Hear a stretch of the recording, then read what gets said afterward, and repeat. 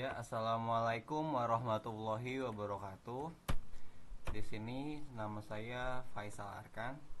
Saya akan mencoba membuat tutorial bagaimana kita bisa menginstal Demsmal Linux di dalam Linux. Jadi di sini ada namanya Demsmal Linux. Linux yang dipakai orang dengan emang karena dia kecil banget, tingkat resource-nya yang dibutuhkan, jadi highly extendable, jadi sangat mudah untuk intinya tuh membutuhkan ruang yang sedikit dan memori yang sedikit untuk bisa menjalankannya. 16 MB pun bisa RAM. Dia butuh cuma 16 MB. Jadi di sini kita punya anggota kelompoknya itu. Ini anggota kelompok kami. Di sini ada Andi M. Reja Sahrul, Faisal Arkan, saya sendiri. Terus di sini ada Rahmat Fadil, ada Rosiana Ayu Jasinta, dan ada Muslim Haidar. Video ini ditugaskan untuk sistem operasi ya.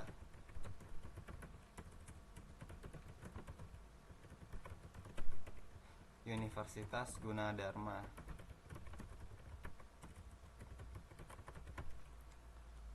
Mohon maaf kalau suaranya agak kecil karena mic-nya emang kecil. Jadi pakai mic laptop agak-agak gimana gitu. Nah, di sini saya memakai gini. Wait.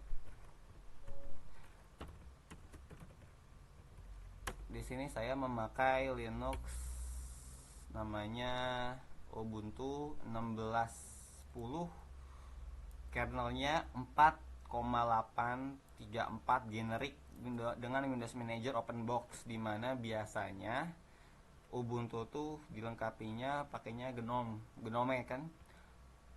Terus dia Gnome Unity kan. Cuman saya di sini pakai Open Box, alasannya karena emang Gnome itu Open Box itu enteng banget, sangat-sangat enteng, jadi saya memilih pakai Open Box. Nah, di sini kita tuh akan membuat perbandingan. Namanya itu adalah Demsmal Linux. Tadi yang saya tunjukkan. Ini namanya Demsmal Linux. Bisa dicari di web banyak yang versi 64 bit. Nah, ini adalah OS yang bakal kita kejar untuk sekarang.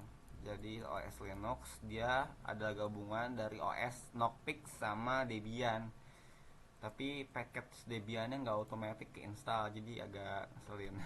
Nah, di sini kita ada namanya VMware. Kita langsung pakai VMware ya, buka.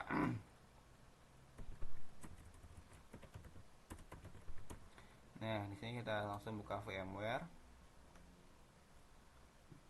Di sini saya pakai VMware versi gratis, versi 12. Versi 12 yang 64 bit. Jadi kita pakai VMware 12 64 bit yang kita pakai. Karena VMware itu emang versinya itu kalau udah 6 ke atas dia nggak ada versi 32 bitnya, emang pasti 64 bit. Jadi emang harus. Nah, terus di sini ada kita di sini kalau menginstal, di sini kita ada OS-nya sekitar namanya DSL, dia nama ISO-nya. Nah, ini DSL ISO. Ini bakal jadi target kita. Untuk buat penginstalannya. Nah, di sini kita pakai VMware. Sebenarnya bebas sama pakai VMware atau VirtualBox. Cuman di VirtualBox ada konfigurasi tambahan. Nah, kenapa kadang mouse-nya nggak kedetek? Kita lanjut dulu ya. Nah, di sini ada VirtualBox. Ini ada wizardnya. Jadi di sini kita pilih ISO-nya dulu. Terus kita pilih DSL nih, DSL. Sorry kalau di agak perekamannya agak minim karena emang software kadang di Linux agak minim juga, tapi kayaknya emang saya masih agak kurang nyari. Oke. Di sini saya pakai cam recorder ya, simple screen recorder ya, lumayan bermanfaat, sangat bermanfaat. Nah, ini kita close dulu biar nggak pusing. Terus kita balik lagi ke sini. Nah, ini ISO-nya kan udah kita pilih nih. Sekarang kita next aja. Nah, di sini guest operating systemnya kita ganti ke other, karena kalau kita pilih Linux di sini pun nggak ada kategorinya kan, kita bingung. Pernah pakai di sini pakai other Linux kernel yang 3 atau 2, dia mostly nggak kedetek dan harus ada konfigurasi tambahan kalau nggak salah, tapi tetap nggak bisa. Jadi dicoba pakai others, tapi di sini ada 64 bit karena dia Linux tapi kayaknya nggak kedetek, dia kan versi kernelnya kalau nggak salah 2,41. Nah tapi kita di sini ya kadang something bug itu muncul aja gitu kan. Sekarang kita next aja. Jadi other karena ini Linuxnya emang Linux yang nggak terlalu terkenal dan jarang digunain, cuman ya lumayan kalau di kalangan orang hosting sering digunain. Langsung aja di next. Nah di sini kita namain Demsmal Linux. Nah kita namanya Demsmal Linux, nama virtual mesinnya ya. Langsung di next lagi. Nah di sini si Demsmal Linux itu nggak ngebutuhin banyak banget, dia tuh kalau nggak salah cuma butuh 114 MB untuk ruang sistemnya. Jadi untuk file sistemnya tuh kayak kalau di Windows tuh kayak folder Windows, dia tuh cuma butuh sekitar, ya intinya di sini cuma 114 MB lah. Kita taruh di sini sekitar 256 aja, 0,256, kan ini dalam gigabyte ya, jadi kita ini dalam MB. Nah bener kan. Nah sekarang ini di split, jadi di split biar gampang dipindahin kapan-kapan kalau emang mau dipindahin ke komputer lain. Langsung di sini kita pengen customize juga, kita pengen nguji seberapa kecilkah Demsmal Linux dan seberapa baguskah dia. Saya pernah ngejumpai pakai Demsmal Linux, dia cuma butuh RAM itu sekitar 16 MB. Jadi kita buat amannya sekitar 64 aja, 64 MB. Mungkin itu udah lumayan lah, udah cukup lah ya. Takutnya kalau misalnya lebih kecil lagi 32, pas buka Firefox di sana, Firefox tipe lama langsung hang. Jadi 64 aja, kemarin nyobain 64 yang paling aman. Oke, di sini udah nih. Jadi RAM-nya itu sekitar kita lagi ya. RAM-nya 64 MB, prosesor 1 i3 ya kenceng lah ya. Terus dengan hard disk sekitar 256, bisa diganti 128 kalau mau. Langsung aja finish. Nah jadi ini cuman instruksi kalau kita bingung gimana caranya. Langsung di sini ntar kita di sini kan langsung kayak gini nih, VMware DSL 50. Nah kalau ada kayak gini nggak usah bingung, saya juga pertama bingung tapi nyari tutorial atau docsnya langsung aja di enter. Ntar kan masuk ke sini nih. Tampilannya agak aneh ya, ada penguin gitu, ditunggu bentar. Nah, di sini ada welcome to DSL built using Knoppix Technology. Nah, tadi itu startupnya. Kadang orang kalau belum pernah pakai Linux agak aneh, ini startup kenapa kayak gini. Oke, lanjut. Di sini kita bisa lihat tampilan awal ini live CD ya masuknya, bukan install. Nah, di sini emosinya langsung bisa jalan. Cuman kalian kalau nyoba di VirtualBox atau di kayak konfigurasi tadi, kalau selain ada 64 bit bakal ada masalah, tapi bisa di fix sih sebenarnya. Cuman ya enaknya kayak gini, kalau di VirtualBox ntar ada konfigurasi mouse nya nggak terdeteksi, jadi harus dikonfigurasi lagi. Jadi di sini kita bisa lihat awal penggunaan RAM itu sekitar 20,2 MB dari 60 MB yang tersedia. Swapnya nggak kepake, file systemnya tuh kepake cuma 2,7. Wajar ya, kali ini adalah live CD itu emang kayak gini. Kernelnya itu emang masih versi jadul, yaitu 2,431 ya. Oke, next ya. Ini tampilan awalnya bisa kita lihat kayak lumayan lah ya. Di sini ada apps itu apa aja tampilan awal. Root Extreme, dia pakai Extreme buat terminal. Oke, sekarang kita masuk ke ranah instalasi. Nah, untuk hal instalasi, kita makainya tuh pertama pencet CTRL Alt Enter, bukan CTRL. Ini saya ini dulu deh. masuk ke terminal X terminal,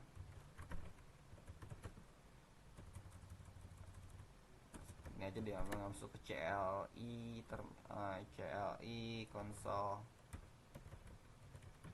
masuk ke CLI konsol DSL atau DM9 Linux ya, jangan aneh ntar modem DSL.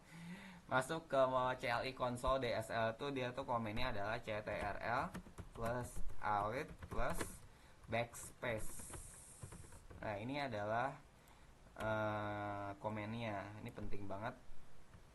Kalau kalian bingung nih dari mana saya kayak dukun tahu kayak gini, cari di forum-forum luar sama di dokumennya, di dokumenter dari si situs ini. Ini sangat berguna, dia banyak ngasih wajengan atau saran-saran bagaimana seharusnya DM9 Linux diperlakukan. Oke, sekarang kita masuk lagi ke sini. Tadi gimana? ctrl alt backspace. Nah, ntar dia masuk ke kayak gini. Ini gak usah aneh.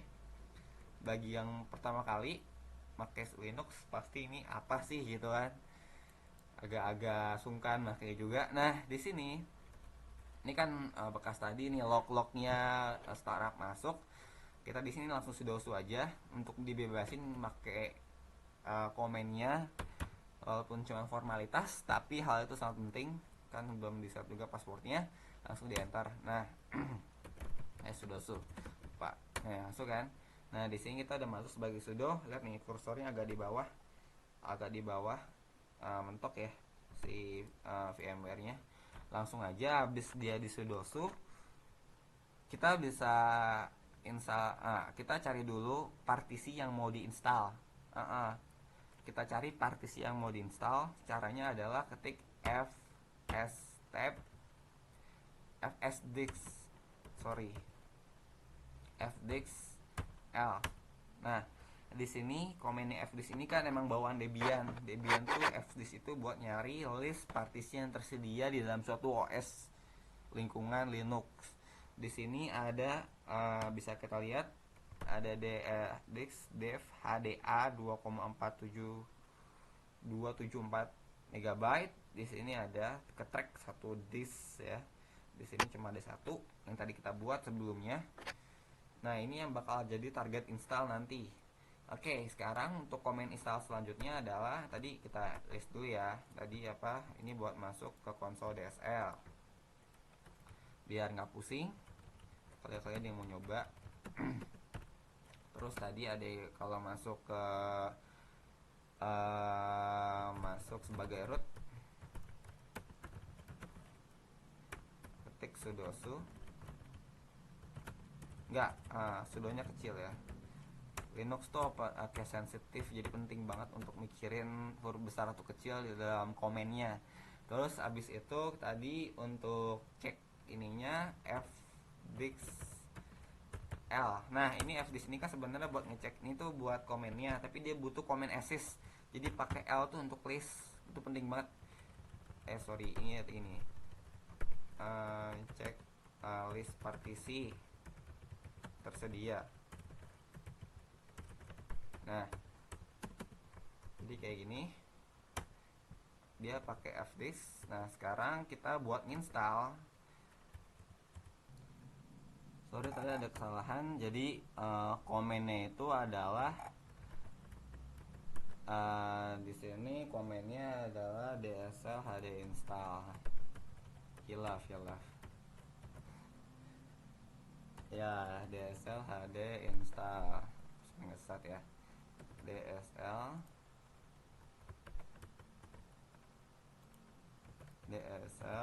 hd install. Nah ini namanya dsl hd install. Jadi kita enter. Nah tadi kita udah ngecek di sini kan tipe partisi listnya itu ada dev hda itu 274 MB. Di sini yang kita ada listnya, kita nggak usah tulis di sini kayak misalnya kayak gini, listnya nggak usah kayak dev HDA, nggak usah, karena dia mintanya example HDA 2. Berarti kita tulisnya di sini HDA aja, karena di sini HDA aja kan.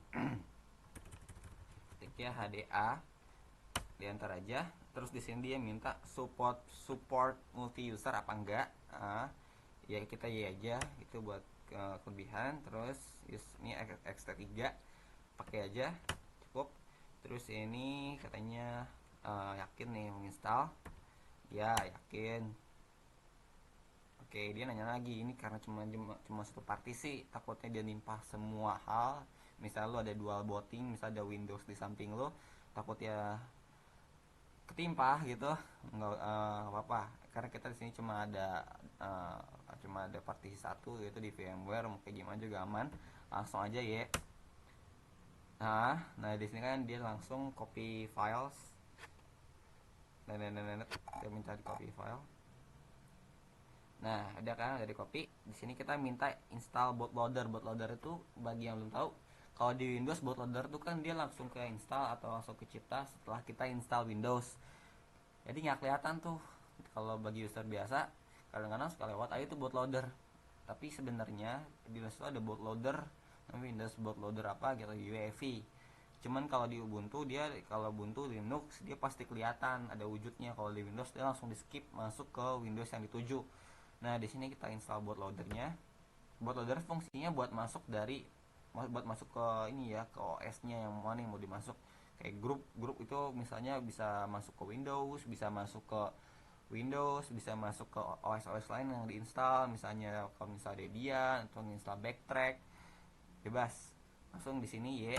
Nah, di sini kemarin saya nyoba grupnya itu nyoba grup. Jadi bootloader tuh ada dua jenis, ada Lilo sama grup.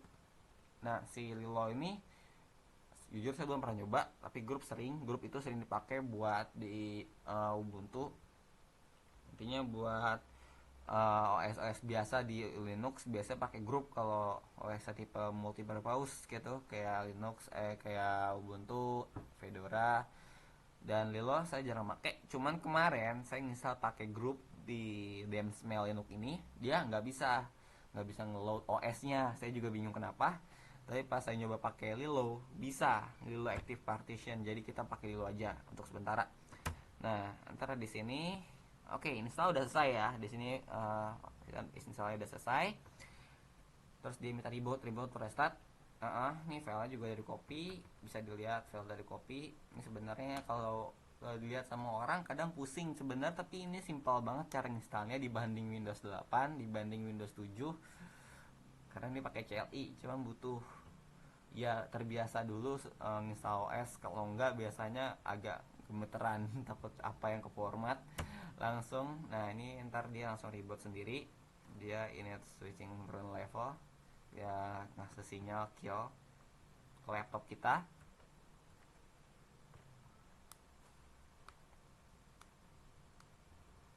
Oke, nah di sini dia minta kalau mau restart eject CD-nya, kita enter aja ya karena kita pakai ISO. Ntar dia langsung eject sendiri dari si VMware. Kalau nggak eject flash disk yang diinstal Ubuntu-nya eject. Oke, dikeluarin cepet-cepet. Nah, ini kita langsung masuk. Di sini bisa kita dari loading Linux. Nah, ini dia masuk dari active partition buat bootloader. Nah, di sini kita masuk. Di sini kita bisa cek dia udah nggak include dari si ISO lagi, tapi ini langsung masuk ke OS-nya. Nah, di sini masuk. Bisa dilihat di sini, welcome to DSL. Running DSL 4,10.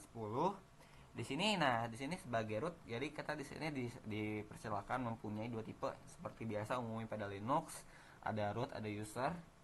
Di sini kan root, jadi kita ada kayak user teratas dari yang paling teratas. Kita set passwordnya.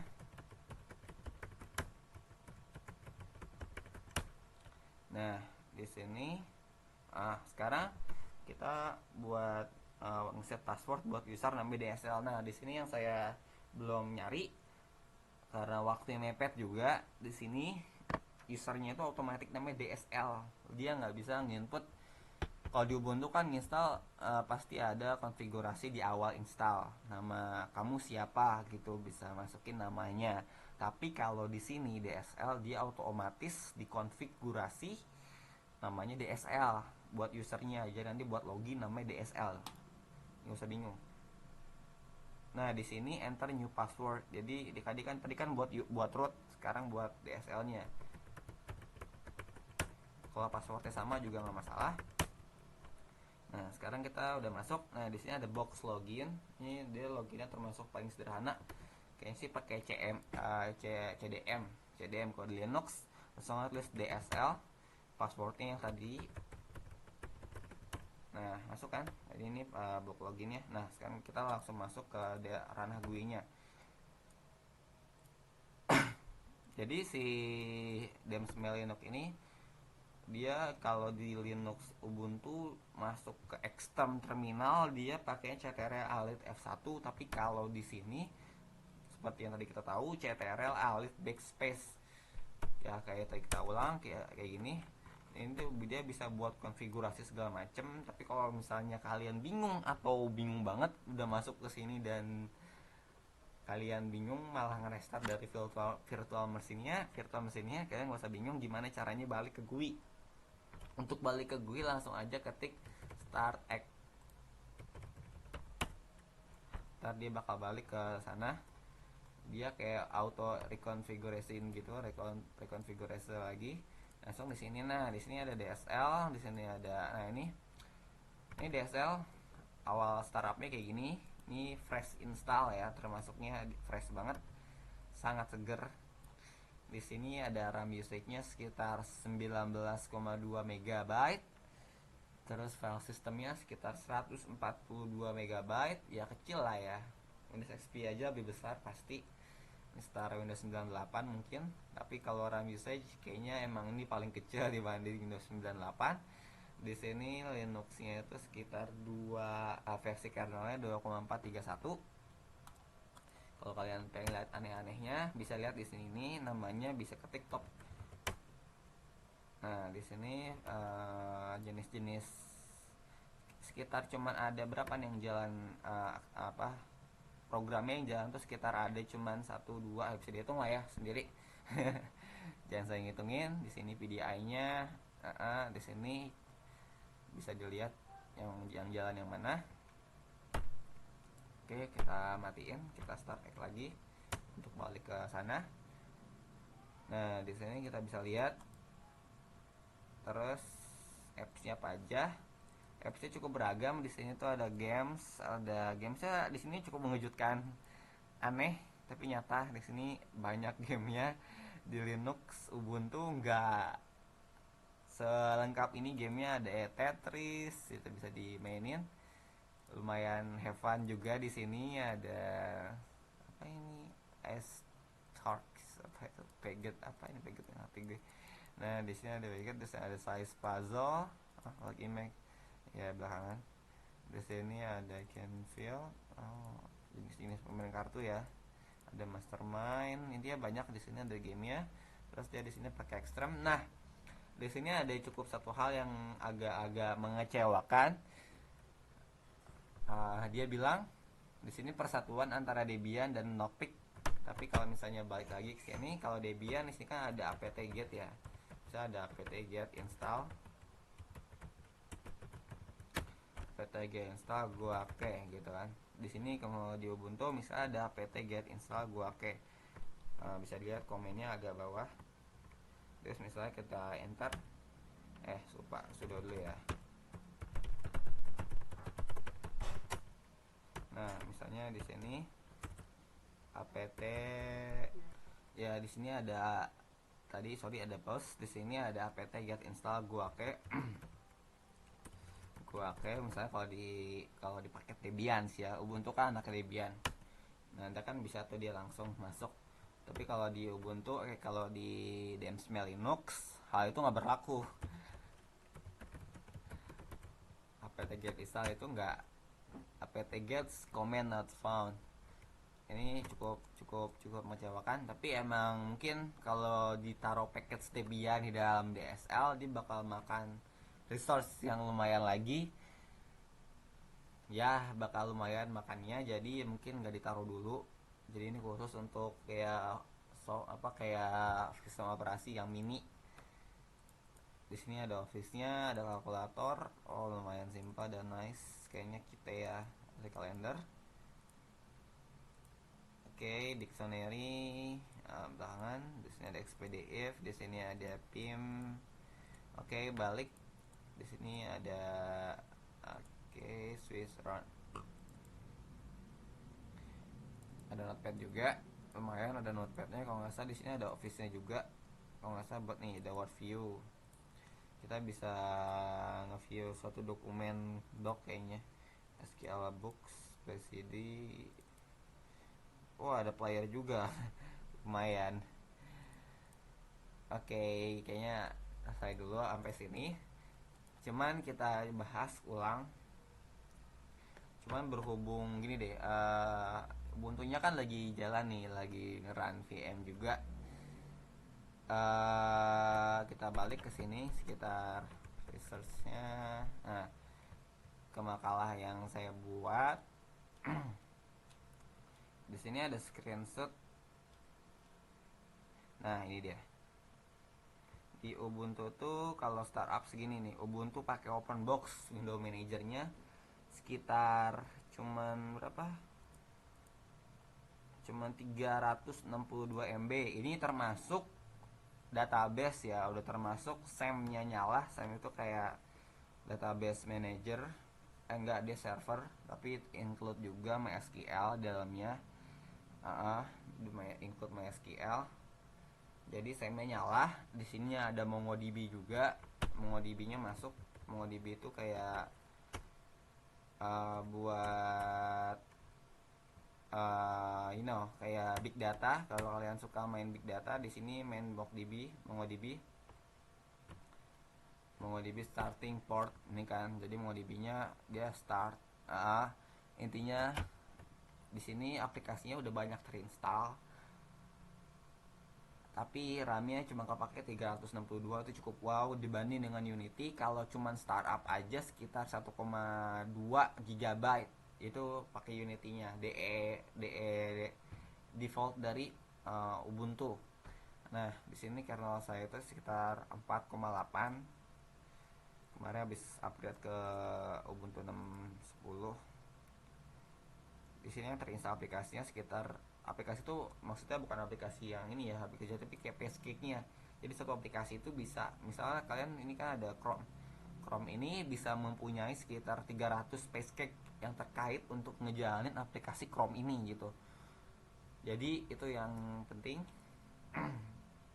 Ini OpenBox kalau emang ada yang mau pakai Ubuntu dan pengen yang enteng-enteng, mengedepankan performa, melewati Windows XP performanya, pakai OpenBox itu recommended banget.